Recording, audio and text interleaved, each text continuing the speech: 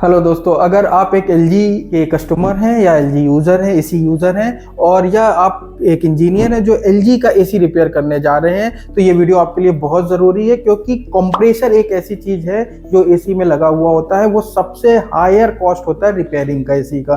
तो compressor replace कराने से पहले अगर आप यूज़र हैं या रिपेयर करने से पहले अगर आप इंजीनियर हैं तो ये वीडियो ज़रूर देख लीजिए।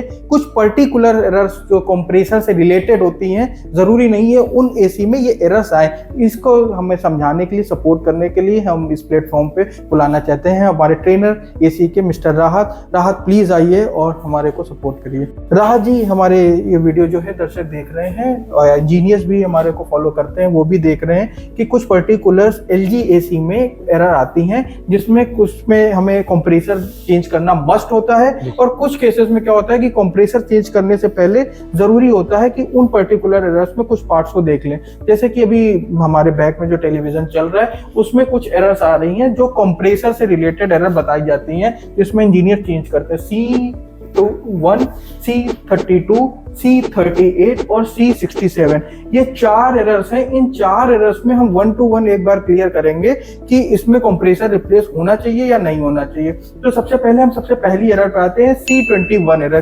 क्या होती है C21 एरर? C21 एरर जो है हमारा ओवर करंट का है। जैसे कि हमारा पीसीबी है, उससे ओवर करंट या वोल्टेज हाई आ गया कस्टमर के घर पे है, हाँ। उसके कारण से प्रॉब्लम आती है तो उस जगह पे ओवर करंट का एरर आ जाएगा C21 का। इसमें कंप्रेसर रिप्लेस नहीं करना होगा क्योंकि ओवर करंट है, वोल्टेज की ही प्रॉब्लम हो सकती है। कभी कभी क्या होता है, ज्यादा चले जाने से प्रॉब्लम आ भी जाती है कंप्रेसर की वाइंडिंग में, तब कंप्रेसर रिप्लेस करना पड़ेगा। अच्छा दोस्तों, ध्यान रखिएगा, C21 एरर ओवर करंट का एरर है। जनरली ऐसे केसेस में आप अपना एसी स्टॉप कर दीजिए, अपने घर की वायरिंग को प्रॉपर करेक्ट करा लीजिए जिसमें वोल्टेज जो है सही तरीके से एसी के कंप्रेसर पे जाए, क्योंकि ऐसे केस में क्या होगा, अगर पर्टिकुलर एसी चलेगा तो फिर ये एरर की वजह से आपका कंप्रेसर खराब हो जाएगा। अदरवाइज अपनी वायरिंग सही करा ली है तो होपफुली ये एरर आपका दूर हो सकता है। कंप्रेसर रिप्लेस नहीं कराइएगा, उसके बाद भी एरर आ रही है तभी ये जो है C21 एरर पे कंप्रेसर रिप्लेस करिएगा, राइट जी सर। अच्छा, सेकंड एरर आती है C32 एरर। C32 एरर क्या है? इसमें कंप्रेसर चेंज ही करना चाहिए या इसमें भी कुछ हमें ध्यान रखना चाहिए? C32 जो है हमारा कंप्रेसर डिस्चार्ज टेम्परेचर का एरर है, सेंसर का एरर है, क्योंकि जो डिस्चार्ज पे हमारा सेंसर लगा होता है उसका एरर है। जब बहुत ज्यादा ओवर हीटिंग हो जाती है तो उसको कट ऑफ करवा देना चाहिए। कभी कभी क्या होता है कि वो कट ऑफ नहीं करवाता है और कंप्रेसर चलता रहता है, तब भी ये प्रॉब्लम आएगी। उस समय में पहले आप सेंसर को चेक करेंगे, सेंसर सही है कि हमारा नहीं सही है, उसके बाद आप कंप्रेसर पे। अच्छा, इट मीन्स दोस्तों आप समझ पा रहे हैं कि ये भी कंप्रेसर से रिलेटेड ही एरर है। ज़्यादातर इंजीनियर्स कंफ्यूजन के चक्कर में इस एरर में C32 एरर में एलजी में कंप्रेसर रिप्लेस कर देते हैं। बट अगर आप कस्टमर हैं, आप तुरंत जो है रिप्लेस मत कराइए। अगर इंजीनियर्स आपको थोड़ा भी डाउट है तो सबसे पहले, जैसा राहत जी ने बताया, इन पॉइंट्स को फोकस कर लीजिए। उसके बाद भी एरर दूर नहीं होती है तभी ये चीज़ें कंप्रेसर चेंज कराइएगा। अगर कंफ्यूजन तब भी है तो हमारे नीचे दिए गए नंबर जो शो कर रहे हैं उस पर कॉल करके हमारी टेक्निकल टीम से आप एक बार कंसर्न लेके भी जो है आगे प्रोसीड कर सकते हैं। राहत जी, अगर C38 एरर है और C38 एरर में भी अगर यही कंप्रेसर जो लोग बताते हैं फॉल्ट आता है, कंप्रेसर ही चेंज करना चाहिए, तो क्या ये करेक्ट है? ओवर हीटिंग का एरर है सर, ये कंप्रेसर की ओवर हीटिंग का एरर है। इसमें जैसे कि आपका कंडेंसर हो गया, उसको भी चेक करना है। कंडेंसर कॉइल गंदा होने के कारण भी हो सकता है। काफी चीजें हैं जिसके कारण से, जैसे ब्लोअर फैन मोटर हो गई, नहीं चल रही है या स्लो चल रही है, इसके कारण से भी अगर ये सब चीजें आपकी ठीक हैं तो आप कंप्रेसर को रिप्लेस कर सकते हैं, क्योंकि कंप्रेसर के अंदर की वाइंडिंग हीट हो चुकी है।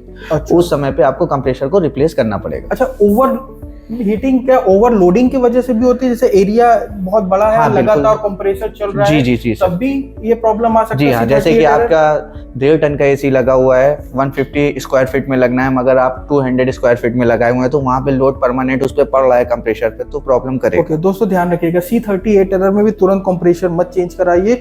कुछ पर्टिकुलर पॉइंट्स की आपका ये जो एसी है वो ओवरलोडिंग तो नहीं है, जहाँ बड़े एरिया में छोटे टनेज का एसी लगा हुआ है, ये ध्यान रखिएगा। हम इसके आगे वाली एरर पे आते हैं, C67 एरर। ये कंप्रेसर का एरर है कि इसमें भी हमें कुछ पर्टिकुलर पहले पार्ट्स चेक कर लेने चाहिए, उसके बाद ही चेंज करना ये चाहिए? पर्टिकुलर कंप्रेसर का एरर है C67, जैसे कि इसमें लिखा हुआ है कंप्रेसर मोटर फॉल्टी। कंप्रेसर के अंदर जो हमारा कॉइल रोटर होता है वो जाम हो गया है उसके कारण से, या उसकी वाइंडिंग है वो हीट हो गई है, या हाई एम्पियर हो गई है उसके कारण से, और आपका कंप्रेसर जैसे ग्राउंड हो गया है, ठीक है, तब भी ये प्रॉब्लम आएगी। तो उस समय पे तो आपको कंप्रेसर रिप्लेस करना ही है। ओके दोस्तों, ये लास्ट एरर जो C67 एरर है, अगर आप LG के एसी में काम कर रहे हैं या आप LG एसी के यूजर हैं, इस एरर में आप जो है तुरंत कंप्रेसर ही रिप्लेस कराइए, क्योंकि ये मेन कंप्रेसर की एरर है। इस केस में पर्टिकुलर और पार्ट खराब होने के चांसेस कम रहते हैं।